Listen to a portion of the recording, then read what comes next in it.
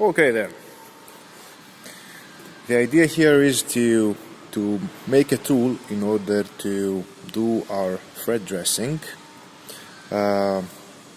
Actually, this idea came up from quite a few videos on YouTube, but all of these demand some power tools and stuff that you might need to fix it, to build it, sorry.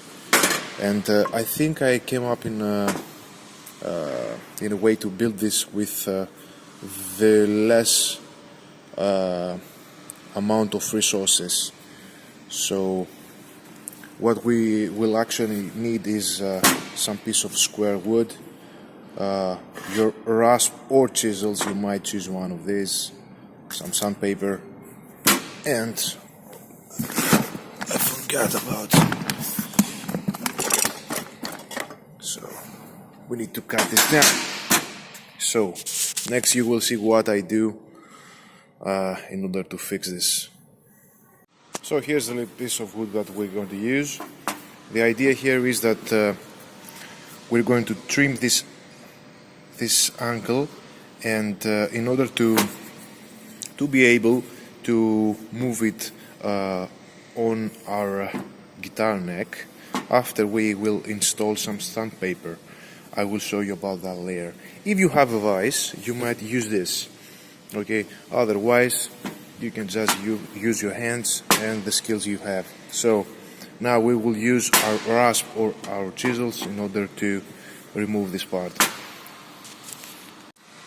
So here's how the part looks like after it's been finished. You don't have to remove a roll of wood. I mean, this must be okay, more than 5 millimeters, but you don't have to remove more, because you want to be able to move around the narrower frets. So the idea here is that you can use double-sided tape in order to stick your sandpaper. If you don't have double-sided tape, you can use this one. Sorry about that, it was an SMS. So you can stick this here, you can stick another one to your sandpaper, and then use your glue, super glue, whatever you have, to stick the sandpaper on the wood.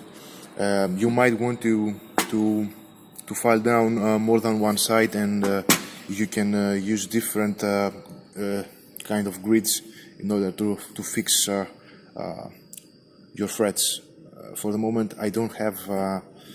I wish I could demonstrate it on a guitar neck, but I am building one now, but I don't have the frets installed already. So, cheers. Okay, I decided to install some sandpaper here in order to show you how these things work. Actually, how this thing will look like. And I did file down on other sides in order to have more sandpaper installed. Here I have my 800, 1000 and 2000s. Maybe I will put here some 600, I don't know. Maybe I will need it, maybe not. I will try to show you how this looks like on a neck, but I don't have frets installed on it yet, so it might not be clear.